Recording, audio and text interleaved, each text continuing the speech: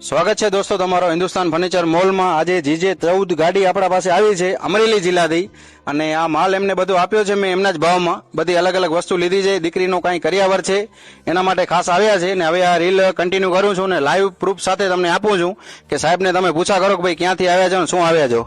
સાહેબ ક્યાંથી આવ્યા છો તમે? અમે અમરેલી થી આવ્યા છે। બરોબર। અમરાપુર ગામ। અમરાપુર ગામ ને શું માલ લીધો દીકરી માટે તમે?